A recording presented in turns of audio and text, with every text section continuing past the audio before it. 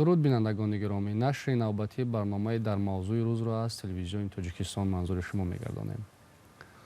Масъалаҳои иҷтимоӣ аз масъалаҳое ҳастанд, ки пайваста дар меҳвари сиёсати давлату ҳукумат қарор доранд, аз ҷумла соҳаи маориф. ҳукумати мамлакат аз рӯзҳои нахуст таҳти роҳбарии маорифпарваронаи асосгузори сулҳу ваҳдати миллӣ, пешвои миллат, президенти ҷумҳурии Тоҷикистон муҳтарам Эмомалӣ Раҳмон ҳамеша ба соҳаи маориф, ба таҳсил фаро гирифтани ҷавонон, духтарон имкониятҳои заруриро фароҳам меоварад. ва баъзан ҳолатҳое мешавад, ки бо вуҷуди ғамхории давлату ҳукумат ба қишри фаъоли ҷомеа, ба насли ҷавон бо сабаби омилҳои субъективӣ ҷавонони мо аз таҳсил дур мемонанд, махсусан духтарон. Ва ин нукта аз иродҳое буд, ки дар паёми президенти ҷумҳурии Тоҷикистон муҳтарам Эмомалӣ Раҳмон дар бораи самтҳои асосии сиёсати дохилӣ ва хориҷӣ аз 28 декабри соли 2023 ироа шуд, таъкид шуд, изҳор гардид. ҳоло бо мақсади таҳлилу баррасии ҳамин масъала ва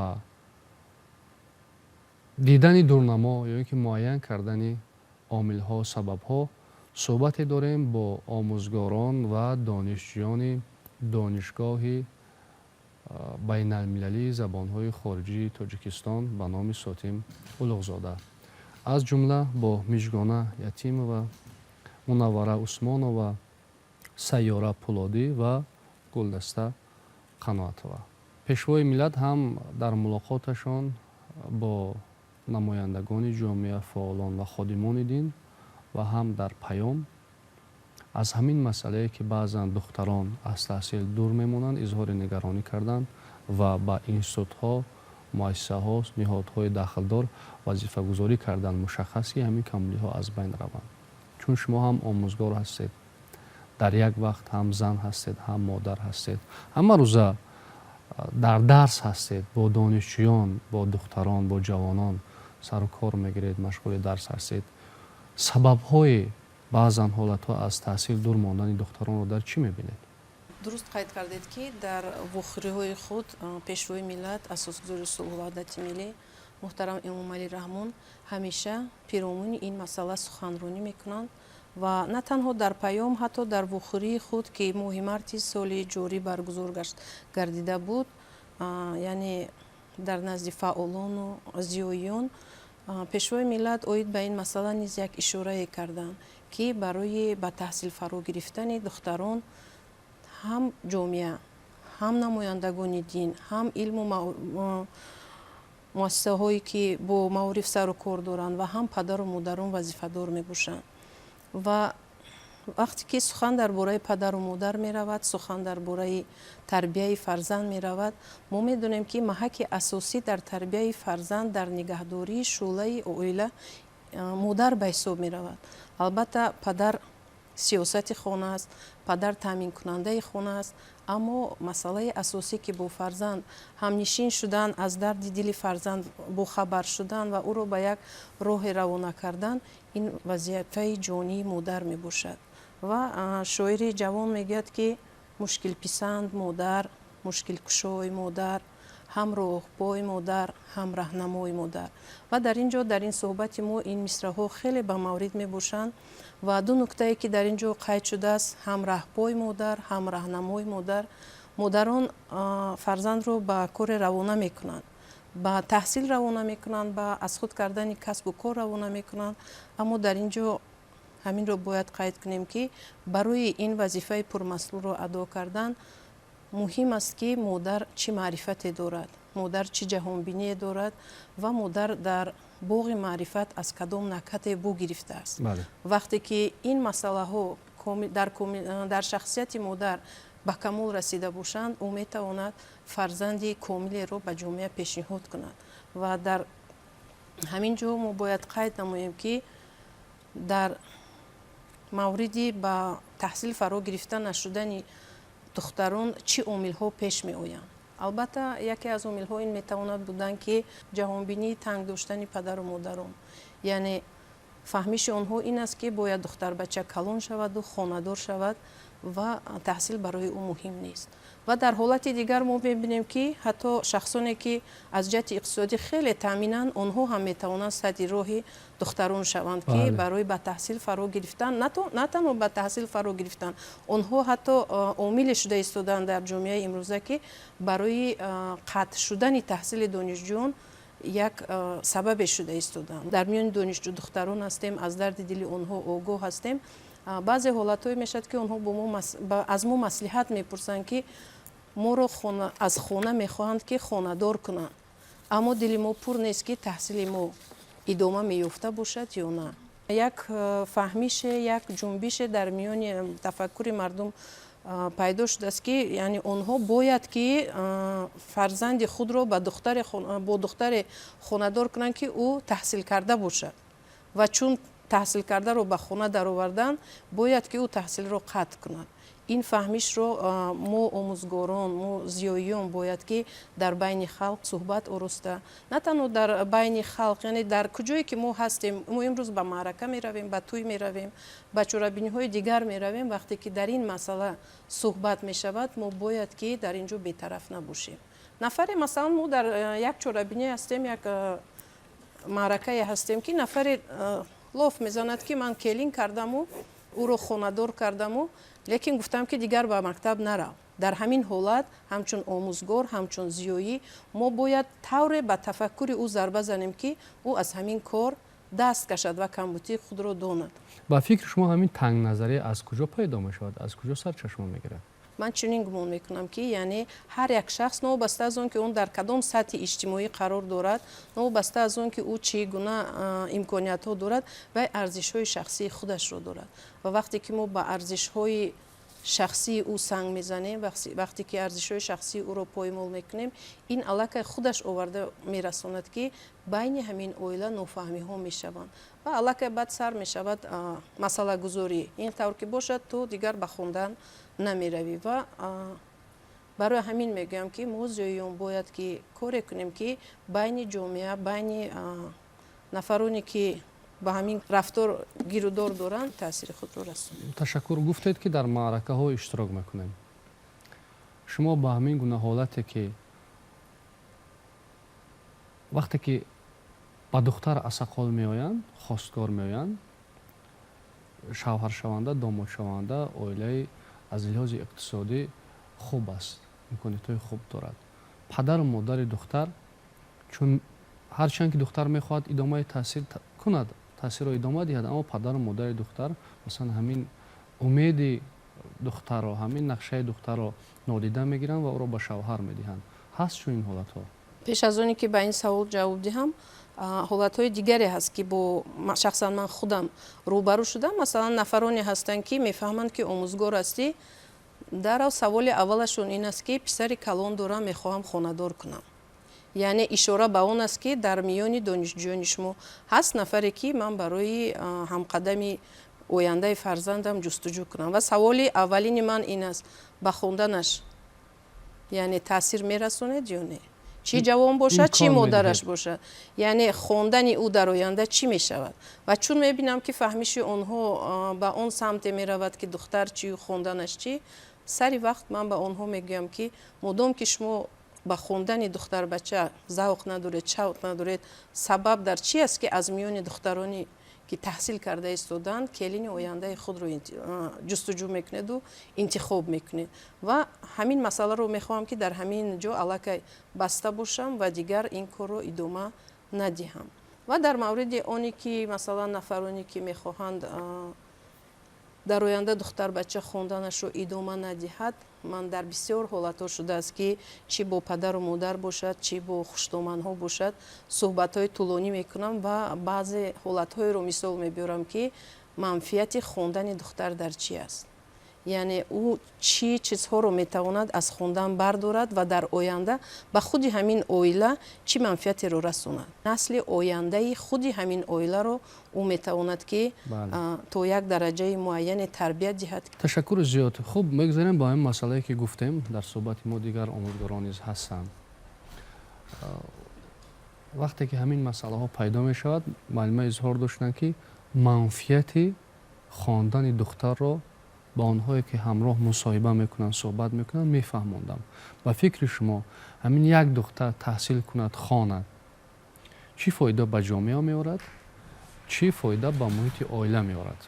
تربیت پیش از همه از عائله آغاز می‌یابد و وقتی که خودی مادر صاحب معرفت باشد و میتواند که در آینده فرزندانی صاحب معلومات یا که صاحب معرفت را تربیت کند. خیلی که میدانید ما همه روزه با دانشجو دختران سر و کار داریم و البته این گونه سوال ها برمیاد که در حالتی میشود که دانشجو دختران وقتی که به شوهر میبرند بسیاری آنها الکی آمده مشغولیت ها رو در مشغولیت ها اشتراک نمیکنند و فکر من این است که خود دختر باید که حقوقی چقدر گفتم معلومه شخصی خود رو حمایه کرده تواند. هر کس حقوق به خواندن دارد، یعنی که این از روی کنستیتوسیا معین گردیده است و هیچ کس حقوق ندارد که مثلا پیش صدی راهی خواندنی این یا آن نفر شود. البته ما میگیم که مثلا دختر در محیط خانه شوهرش میتواند که این چیزها رو بیان کرده نتواند، یعنی که وی عائله نو است، در اونجا البته شرایط دیگرگون است، این محیط دیگر است، فضا دیگر محیط است، دیگر است، فضا دیگر است، آدمای نو هستند و مصیبت دیگر است. مصیبت دیگر است. لیکن من فکر میکنم که برای این چیز رو درک کردن باید که خود همون عائله خود صاحب معرفت باشه. تشکر. اگر رفت و دختر پافشاری کند که تحصیل میکند و داماد بعضا مسئله های را پیش روی دختر مثال بیارد یا بگذارد که عاقبت با ویران شوی عائله ها میبرد یا اینکه به جدا شوی عائله ها میبرد، دختر نیمراه میشود. یعنی که ریشه یا اساس یا همین تنگ نظری هم داماد هم محیط، نه تنها داماد، شاید داماد خود میخواهد که عائله‌اش خواند اما پدر و مادر نمیگذارند، اما یک کسی دیگر مانع، نمیدونم تقاضای داماد، نمیدونم یک نفر مانعگی ایجاد میکند، سبب میشود که از تحصیل باز میماند دختر. یعنی همین ریشه در چی است؟ از کجا سرچشمه میگیرد همین مفکوره محدود؟ داماد ممکن خواهد که دختر تحصیل کند، لیکن وی میگوید که پدر و مادرم چی فکر میکرده باشند. یعنی که این از اون برمیآید که خود همون جوان مستقل نیست، یعنی که وی فکر خود رو در عائله معین کرده نمیتواند یا که از پدر و مادر وابستگی سخت دارد که وی نمیتواند که خودش مستقل این مسئله رو چی کند، حل کند. بعضی حالت ها میشود که خیلی که گفتیم ما سر و کار داریم با دختر بچه ها، این چیز رو حتی خودی دانشجویان ها میگویند که به ما که معلومه مثلا به یک عائله دارو ما وی کرده ایستادن، لیکن سجیرای خواندن میشن. لیکن من این چیز رو فهمیده نمیتوانم که مثلا پدر و مادری که خودشون مثلا خواندگی هستن، صاحب معرفت هستن، برای چی سجیرای دخترانی میشن یا که کلین ها میشن برای خواندن؟ اگر یاری اقتصادی هم نرساند، یکی از جهت معنوی و تیار است در تربیت فرزندان. شما گفتید که ما در محیط دانشگاه بعضا وا میخوریم حالت‌هایی را که دختر میگوید که مثلا از زینه سیم است، از کورس چهارم است، میگوید که پدر و مادرم مرا به شوهر دادند اما خانه شوهر خواندن نمیگذارند. با همون دختر چی توصیه میدید؟ یا اینکه فریاد میکنید شاید عائله های طرفین رو چی مشورت میدید؟ شاید چی باید کرد که همین مسئله در مجموع، همین کمبودی، همین مشکلی برطرف شود، ریشه‌کن شود؟ در این حالت ما نباید که بی‌طرف باشیم، یعنی که هر یک آموزگاری که در دانشگاه ما فعالیت میکند و بغیر از این سرپرستی این یا اون گروه هست. البته این وظیفه جانی ما است که مثلا پدری مادری طرفین رو ما باید دعوت نماییم، یعنی که ماهیتی و مسئولیتی که دختری آنها در آینده در تربیت فرزندان خود دارد، این چیز را ما باید فهمانیم. یعنی که بی‌طرف شدن این معنای آن را دارد که ما نسبت به دولت و نسبت به آینده ملت خود بی‌طرف هستیم. یعنی که آموزگار این خودش یک پیشبرنده است که باید که راه زندگی رو در مدت کوتاه هم باشه، یعنی که بغیر از آنه که دانشجو در دانشگاه است و در خانه است، لیکن در همون مدت کوتاه که با ما سر کار دارد، این یک روز یا دو روز نیست، این سالهای زیاد را در بر میگیرد. یعنی از سال یکم تا سال 4 ما همچون سرپرست این گروه ها رو میبریم و این کار ما منتظم باید که به راه مانیم، یعنی که فهمانیم که پیش از همه به خود ҳамон донишҷӯ духтар ки дар оянда агар ту ҳамон дипломеро ки гириянд агар дар ҳолати истифода бурда ба ягон ҷо кор ҳам набарӣ, лекин ту барои тарбия намудани фарзандони худ аллакай омода ҳастӣ. яъне ки чӣ хеле ки сарвари давлат мегӯянд, пеш аз ҳама соҳибмаърифатии оила аз модар вобаста аст. яъне ки чӣ қадар модар соҳибмаърифат бошад, дар оянда метавонад ки фарзанди солим ва соҳибмаърифатро ба воя расонад. ташаккури зиёд. воқеан ҳамин тавр аст. аз асосгузори адабиёти классики тоҷик агар ҳисоб кунем ва пеш аз ин ва баъд аз ин ибни сино, умари хаём, абу абдуллоҳи рӯдакӣ ва дигар нухбагони илму адаби тоҷик ҳама парвардаи домони модар ҳастанд. яъне ҳамин бузургонро ки имрӯз мо бо онҳо ифтихор мекунем, дороиҳои миллати тоҷик ба ҳисоб мераванд, модар тарбият кардааст. пас модари бомаърифат ҳатман дар ҷомеа ба ин ё он воситае нақши бисёр мондагор мегузорад. агар қиёс кунем аз шумораи умумии донишҷӯёне ки имрӯз дар донишгоҳи байналмилалии забонҳои хориҷӣ таҳсил мекунанд, духтарон бисёранд ё ки ҷавонон, писарон? дар донишгоҳи байналмилалии забонҳои хориҷии тоҷикистон қисмати зиёдро духтарон ташкил медиҳанд. яъне ки 70% донишҷӯёнро асосан духтарон ташкил медиҳанд ва худи ҳайати омӯзгорон ҳам асосан занҳо мебошанд. ин пеш аз ҳама аз он шаҳодат медиҳад ки то кадом дараҷа нисбат ба занон ва ҷавондухтарон ҳукумати ҷумҳурии тоҷикистон ғамхорӣ менамояд ва мо медонем ки аз ҷониби ҳукумати ҷумҳурии тоҷикистон махсус квотаҳо маҳз ба духтароне ки аз қишлоқҷойҳо ҳастанд ҷудо карда шудааст ки то ки онҳо имконият пайдо кунанд ки биёянд дар донишгоҳҳо донишкадаҳои ҷумҳурӣ ба таҳсил фарогир бошанд. ва албатта ин аз он шаҳодат медиҳад ки дар масъалаи забономӯзӣ ҳам мо медонем ки дар тамоми паёмҳои худ, дар тамоми вохӯриҳои худ сарвари давлат ин чизро гаштаю баргашта таъкид мекунад ки бояд ки ҳар як корманди давлатӣ бояд ки зиёда аз 2 забони хориҷро аз худ карда бошад. ва дар ин росто дар донишгоҳи мо масалан курсҳои омӯзиши забонҳои русӣ, забонҳои англисӣ барои он омӯзгорон ё ки донишҷӯ духтароне ки аз ин забонҳо бохабар нестанд амал мекунад. ва албатта ин аз он шаҳодат медиҳад ки ҳукумати ҷумҳурии тоҷикистон нисбат ба занону духтарон бепарво нест. ҳамеша таваҷҷӯҳ маркази диққати асосгузори сулҳу ваҳдати миллӣ муҳтарам пешвои миллатро маҳз масъалаи занон ва ҷавондухтарон фарогир аст ва ин чизҳоро мо бевосита дар фаъолияти худ эҳсос мекунем. ташаккури зиёд. дар суҳбати мо донишҷӯён духтарон ҳам иштирок доранд. биёед аз худи онҳо пурсон мешавем. биёед аз сайёра пурсон мешавем. вақте ки шумо гуфтед таҳсил мекунед, яъне пас аз ба поён расонидани мактаби таҳсилоти миёнаи умумии синфи 11 гуфтед ки ба донишгоҳ меравед. падару модари шумо розӣ шуданд ё не? замоне ки ман мактаби миёнаро хатм мекардам, падару модари ман тарафдор буданд ки ман таҳсиламро идома диҳам, зеро ки онҳо худ зиёӣ ҳастанд, яъне модари ман муаллима мебошанд дар муассиса, ба талабагон дарс медиҳанд. онҳо тарафдор буданд ки ман таҳсиламро идома диҳам ва ҳамчунин ба ман тавсияҳо медоданд ки ба кадом донишгоҳ рафта таҳсиламро идома диҳам ё кадом касбро интихоб намоям.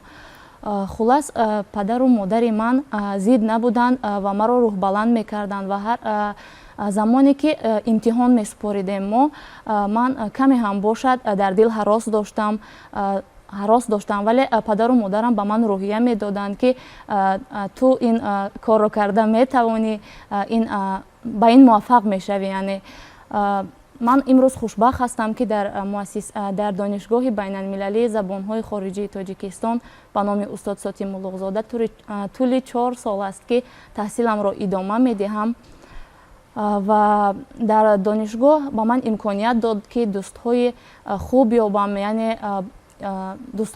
ёбам, яъне каме ҳам бошад ҷаҳонбинии худро васеъ намоям, нисбат ба зиндагӣ нигоҳам дигар шавад. яъне дар донишгоҳ ба мо муаллимаҳои баландихтисос баланд ихтисос дарс мегӯянд ва маҳз бо ташаббуси асосгузори сулҳу ваҳдати миллӣ муҳтарам Эмомалӣ Раҳмон соли 2022 бинои наве ба истифода дода шуд ки бо тамоми таҷҳизотҳои замонавӣ муҳайё мебошад ва дар он ҷо мо ҳоло таҳсил мегирем. фазо дар донишгоҳ чӣ гуна аст муносибат бо омӯзгорон, бо ҳамкурсон, бо ҳамсабақон? ба мо омӯзгорон бениҳоят муносибати хуб доранд. Мутахассисони баланд ихтисос ба мо дарс мегӯянд ва мо ҳамчунин дар донишгоҳ курсҳо фаъолият менамоянд ки ба мо имконият медиҳанд то саводу донишу малакаи худро сайқал бидиҳем. Ва боз донишгоҳ барои донишҷӯён имкониятҳо фароҳам овардааст ки ба таҳсили худро дар донишгоҳҳои хориҷ аз кишвар идома бидиҳанд. ташаккури зиёд. шумо ба ҳамон падару модароне ки суҳбати мо шуморо мешунаванд ва духтарони худро ба таҳсил намегузоранд, барои идомаи таҳсил имконият намедиҳанд, чӣ гуфтанӣ ҳастед? аз падару модарон эҳтиромона хоҳиш менамоям ки садди роҳи таҳсили фарзандонашон нагарданд, хусусан духтарон.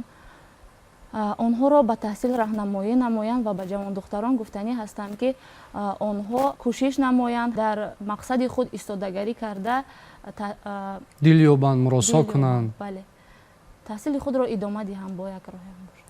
ташаккури зиёд. ҳоло ҳамсабақони шумо ҳастанд, духтарони дигар. чӣ гуфтанӣ ҳастед дар ҳамин хусус? падару модари ман ҳеҷ вақт зидди хондани ман нашуданд. онҳо ҳамеша тарафдор буданд ки ман таҳсиламро идома диҳам. модарам ҳамеша ба ман таъкид мекунанд ки яъне ки хонед, ба мо таъкид мекунанд ҳамеша инро. ҳатто онҳо намегузоранд ки як рӯз ҳам аз дарс қафо монем. яъне то ба ин дараҷа онҳо ҳамеша яъне ки тарафдори хондани мо ҳастанд. ба мо имкон доданд ки мо таҳсилро идома диҳем. ин хондан барои ҳамин пешравии мо аст, яъне ки дар ҷомеа сами худамонро гузорем, пешрафт кунем, ҷаҳондида шавему дар зиндагӣ муваффақ гардем. шумо дар кадом ихтисос таҳсил мекунед? ман дар ихтисоси забон ва адабиёти тоҷик ва забони англисӣ таҳсил менамоям. ихтисос хеле ихтисоси беҳтарин аст, ба ман ҳам писанд аст. ман хурсанд ҳастам ки ин дорои ду ихтисос аст ва ман ҳам забони худамонро пурра аз худ мекунаму яке аз забонҳои хориҷиро. ҳамсинф ё дугонае доштед ки мехост хонад дар донишгоҳ дохил шавад, аммо падару модараш нагузоштанд? ё ин ки ягон омилҳои субъективӣ сабаб шуд ва дугонаи шумо нахонд, таҳсилро идома надод? бале, ман фикр мекунам ки дар ҳамаи мактабҳо ин хел духтарҳое ҳастанд ки ҳатто донишашон ҳам аз баъзе ҳамин донишҷӯён боло ҳаст, вале онҳо имконият надоранд таҳсилро идома диҳанд. падару модарашон ба онҳо иҷозат намедиҳад, яъне ки онҳо шароити иқтисодӣ надоранд. баъзеашон, баъзеи дигарашон аз бас ки хостгор ба онҳо меояд, яъне ки онҳоро мехоҳанд зуд ба шавҳар диҳанд, падару модар ба онҳо имкон намедиҳад ки рафта таҳсилашонро идома диҳанд. баъзе шахсоне ҳастанд ки яъне кӯшиши худро мекунанд ва дар ин ғолиб ҳам мешаванд, яъне ки донишҷӯ мешаванд, вале баъзеашон ҳарчанд ки кӯшиш кунанд, падару модарашон ба онҳо иҷозати хондан намедиҳад. буд ҳамсинфон, ҳамсабақоне буданд дар мактаб ки яъне ки дӯстонам буданд, онҳо имконият пайдо накарданд ки ҳоло омада таҳсилашонро идома диҳанд ва ҳоло ба шавҳар баромадагӣ ҳастанд. падару модари азиз набояд ҳеҷ гоҳ монеаи хондани духтар шаванд, зеро он духтар дар оянда зан модар аст, маҳз идомадиҳандаи насл аст. ва дар ҷумҳурии мо рӯз то рӯз шароитҳо барои хондани духтарон яъне бисёр дида мешавад ва яке аз ин шароитҳои бузург ин квотаҳои президентӣ мебошад ки ба ҳар як ноҳияи дурдаст ҳар сол аз ҷониби ҳукумати кишвар ва сарвари азизамон квотаҳои президентӣ яъне тақсим карда мешавад ва ба духтарон шароити дар хобгоҳҳо зиндагӣ кардан, хондан, яъне тавассути буҷет ва яке аз онҳо худи ман мебошам, ки аз яке аз ноҳияҳои дурдасти кишвар дар яке аз донишгоҳҳои бонуфузи кишвар, донишгоҳи байналмилалии забонҳои хориҷии Тоҷикистон ба номи Сотим Улуғзода тавассути квотаи президентӣ таҳсил дорам ва шукрона аз он мекунам, ки ҳамчун як донишҷӯ духтар дар чунин кишвари ободу зебо зиндагӣ дорам. ташаккури зиёд. дар деҳае ки шумо зиндагӣ мекунед, будан ҳолатҳое ки ё мушоҳида кардед ҳолатҳоеро ки ба ҳамсинфи шумо, ба дугонаи шумо хостгорӣ омадан ва ваъда доданд, ки духтарро худамон мехононем, яъне имконият медиҳем, ки вай таҳсилашро идома диҳад, аммо дар ваъдаи худ наистоданд. Будан ҳамин хел ҳолатҳо? бале, аз ҷумла яке аз ҳамсабақони худи ман буд, ки он лаҳза ҳамроҳи ман, яъне мехост, ки ба донишгоҳҳои кишвар дохил шавад, вале ҳамон лаҳза яъне ба хонаи онҳо хостгор омад ва падару модар аз дидани шароити, яъне ҳамон шахси ба хостгорӣ омадагӣ, яъне духтарро иҷозати хондан надоданд ва вай ваъда дод, ки баъди яъне ҳамин ойладор шуданамон шумо метавонед таҳсилро идома диҳед, вале чунин нашуд ва мо гуфтанием, ки ҳадди ақал дар донишгоҳҳои мо ҳастанд шӯъбаҳои фосилавӣ, яъне барои ҳамин духтароне, ки ойладор мешаванд ва монеи яъне хондани онҳо мешаванд, ҳадди ақал шӯъбаҳои фосилавӣ ҳастанд, яъне барои идома додани таҳсил. ташаккур. барои ҳамин падару модаре, ки ҳамин гуна муносибатро раво мебинанд ба фарзанди худ, як таноқуз аст, ду андешаи зид аст, мутақобил ё муқобил. мо падару модарон мехоҳем, ки фарзандонамон ояндаи дурахшон дошта бошанд, ояндаи хуб дошта бошанд. ҳатто ҳамон падару модаре, ки духтари худро аз таҳсил боз медорад, мехоҳад, ки духтари ӯ ояндаи хуб дошта бошад, аммо рафторе, ки мавқее, ки падару модар касб мекунад, иҷрол мекунад, зидди ҳамон хостаҳои худи ӯ аст. яъне ки вақте духтар намехонад, донишманд намешавад, ба маърифат намешавад, соҳиб илм намешавад, ҳам худаш дар зиндагӣ азоб мекашад, ҳам оянда фарзандоне, ки ӯ ба дунё меорад, дар тарбияи онҳо азоб мекашад.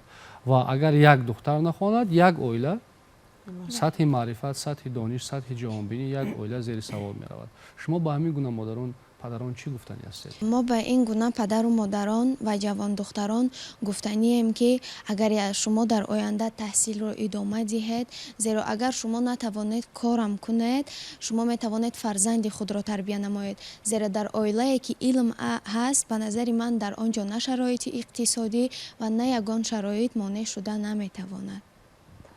ташаккури зиёд. марҳамат буз, ки ҳамсабақи шумо изҳор доштанд, ки ҳамсабақи ман ё ҳамсинфам мехост таҳсилашро идома диҳад, аммо вақте ки хостгорӣ омадам, ба шавҳар додам ва шавҳаршаванда ваъда дод, ки мехонанд, нахонд. баръакси ҳамин ҳолат ҳаст дар деҳаи шумо? бале, ин хел ҳолатҳо буданд. яъне дар давоми ҳамин донишҷӯӣ буданд ҳамкурсони мо, ки дар давоми донишҷӯӣ ба шавҳар баромаданд, чӣ тавре ки онҳо ваъда дода буданд, ки дарсашонро давом медиҳанд. ҳамин хел ҳам шуд. ҳарчанд онҳо ба шавҳар ҳам баромадагӣ ҳаста бошанд, ба дарсҳо сари вақт ҳозир шуда дарсҳояшонро хуб аз худ мекунанд.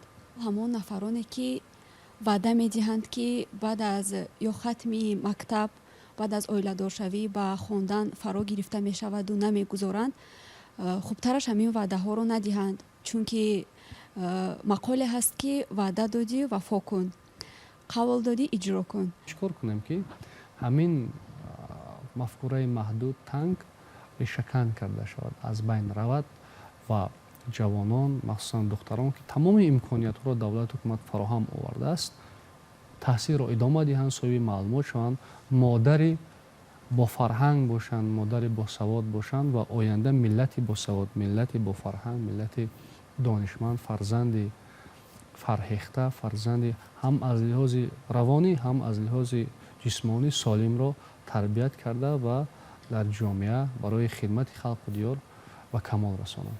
омилҳои зиёдеро метавон ном гирифт, сабабҳои зиёдеро метавон гуфт, ки барои аз байн рафтани ҳамин андешаҳо, ҳамин мафкураҳо метавонад, ки таъсири худро расонад. ва ин ҷо чӣ хеле ки шумо дидед, духтарбачаҳое, ки донишҷӯ духтароне, ки ин ҷо ҳозир шудаанд, онҳо аз ноҳияҳои гуногунанд ва мо боварии комил дорем ки ҳамаи онҳо дар деҳаи худ яке аз намунаҳои ибрат ҳастанд.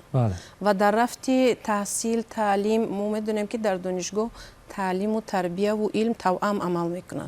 Ва дар ҳама чорабиниҳои фарҳангӣ, дар ҳама баргузориҳое ки мешаванд, мо кӯшиш мекунем ки ҷаҳонбинии духтарбачаҳоро васеъ кунем, фаҳмиши онҳоро зиёда кунем ва ба умқи зеҳни онҳо мехоҳем расондан ки онҳо на танҳо барои худ таҳсил карда истоданд, гарчанде ки барои оила манфиат аст, гарчанде ки барои ҷомеа манфиат дорад, инчунин дар ҳамон муҳити маҳдуде ки онҳо зиндагӣ мекунанд, онҳо як намунаи ибрат ҳастанд. Вақте ки онҳо бо сари баланд ба он минтақаи худ мераванд ва ҳамон ҳуҷҷати тасдиқкунандаи хатмкунандагии худро гирифта ба кору фаъолият шурӯъ мекунанд, ин аллакай як ҷаҳони наверо барои он оилаҳое ки имрӯз мо қайд кардем, яъне оилаҳое ки ба хондани фарзанд монеа мешаванд, як намунаи ибрат мешавад ва шояд ки ҳамин қадами накӯи онҳо чандин дарҳои бастаро кушода кунад. Чандин модарону падароне орзу парваранд дар дилашон ки ба мисли духтари ҳамсояи дасти ростамон ё ҳамсояи дасти чапамон духтари ман ҳам бояд хонад. Ва гумон мекунам ки бо сари баланд хондан, бо иффат будан, соҳиби чӣ мегӯянд фарҳанги баланд будани донишҷӯ духтарон ҳам метавонад яке аз омилҳое шавад ки ҷаҳони мафкураи маҳдуди баъзеҳоро кушода кунад. Ва инчунин инҷо мо қайд кардем ки донишҷӯ духтаре ки хатм мекунад, гарчанде ки дар ҷомеа имконияташ нарасад, метавонад дар оила, ин маънои онро надорад ки ҳамаи духтарон тамом кунанду фақат ба манфиати ҳамун оила кор кунанд, яъне барои тарбия кардани фарзанд. Инҷо як мо дар баъзе ҳолатҳо қайд кардем ки мумкин аст ки ҳамин ҳолатро яъне вай дар оилаи худаш идома диҳад. Аммо вақте ки донишҷӯ духтарон оиладор мешаванд, вақте ки ба хонаи касе мераванд, ман инҷо на танҳо ба модарон, балки ба модарони дуюми онҳо, падарони дуюми онҳо муроҷиат мекунам ки пеш аз ҳама вай фарзанди кас аст ки ба хонаи мову шумо ворид мешавад. Вай шахсият аст, вай орзу дорад, вай омол дорад, вай фаҳмиши вобаста ба ҳамун ҷаҳонбинии худаш дорад. Мо метавонем ки ба ӯ ба тариқи насиҳату фаҳмондадиҳиву дигару дигар, яъне ӯро ба як роҳи дуруст дарорем. баъзе ҳолатҳо мешавад, омилҳое шуда метавонанд ки масалан келин аз дари хона медарояд бо феълу фаъоли махсуси худаш, дили хонадонро хунук мекунад ва дар ҳамин ҷо ба ӯ қатъ мемонанд, яъне ту дигар намехонӣ, рафтори ту ба хондан дигар аз рӯи рафторат ба хондан ба ту дигар иҷозат нест. ва дар ин ҷо бошад, ман ба ҷавонон тавсия медиҳам ки вақте ки ба хонаи кас медароянд, онҷо маърифати дигар аст, онҷо маънавиёти дигар аст, фаҳмиши дигар аст, ҷаҳони дигар аст. Яъне мегӯянд ки вақте ки ба об дароӣ, равиши белкати ҳаракат кун. яъне вақте ки ба он ҷо медароем, мо аввал озмоем, аз худ кунем ки чӣ гуна оила аст, талаботи онҳо чӣ гуна аст. Агар шояд ҷое ҳаст ки нисбати онҳо сахтравӣ мешавад, нисбати онҳо талаботи сахт мешавад, онҳо бо рафтори хуб, бо сухани хуб, бо амалҳои накӯи хуб метавонанд ки дили ҳамун чӣ мегӯянд модарарӯсу падарарӯси худро тасхир кунанд ва ӯ борҳо дар дили худ аҳсан ба худ гӯяд ки ӯ на духтари хонашин, балки як духтари соҳибмаълумотро ба хонаи худ ҳамчун келин, ҳамчун зани ояндаи фарзандаш овардааст. Ташаккур зиёд. Ташаккур барои суҳбат, барои ибрози андешаҳо. Хуб, аз маҷмӯи таҳлилҳо хулоса кардан мумкин аст ки на ҳама ҳолат ҳолатҳои иқтисодӣ аст ва дар аксари мавридҳо ин омилҳои субъективӣ ҳастанд ки махсусан духтарон аз таҳсил дур мемонанд ва боз ҳолатҳои дигар ин тангназарӣ, маҳдудият ва таъсири манфӣ расонидани хешу ақрабои наздик барои идомаи таҳсили духтарон аст. Хуб, онҳое ки моро тамошо карданд, аз суҳбати мо бардошт карданд ва онҳое ки духтаронашон мехоҳанд таҳсил кунанд, монеагӣ эҷод мекунанд, итминон дорем, бовар дорем, умед дорем ки аз ин раъи худ мегарданд ва имконият медиҳанд ки духтаронашон таҳсил намоянд ва он ҷавонмардоне ки рафтанд хостгорӣ ва оила бунёд карданд, онҳо низ ки имконият намедоданд ки оилаи онҳо таҳсилро идома диҳад, пас аз барномаи мо ё ки пас аз бардоштҳои мо ва дар маҷмӯъ аз он тавсияҳое ки пешвои миллат муҳтарам Эмомали Раҳмон падарона бисёр дилсӯзона медиҳанд, нисор мекунанд, бардоштҳо мекунанд ва имконият медиҳанд, ки оилаи онҳо, ки модари ояндаи фарзандони онҳо аст, таъсирро идома диҳад ва як оилаи бо фарҳанг ва дар ҷомеа нақши мусбат дошта бунёд шавад, ба вуҷуд ояд. ташаккур бори дигар барои суҳбат. Бинандагони гиромӣ, барномаи дар мавзӯи рӯз дар ин ҷо ба поён мерасад ва хотиррасон мекунем, ки суҳбате доштем бо омӯзгорон ва донишҷӯёни донишгоҳи байналмилалии забонҳои хориҷии Тоҷикистон ба номи Сотим Улуғзода. Аз ҷумла дар суҳбати мо иштирок доштанд омӯзгорони ҳамин донишгоҳ Мижгона Ятимова, Мунаввара Усмонова, Сайёра Пулодӣ ва Гулдаста Қаноатова. барномаи дар мавзӯи рӯз ба поён мерасад. барномаҳои дигари телевизиони Тоҷикистон идома доранд.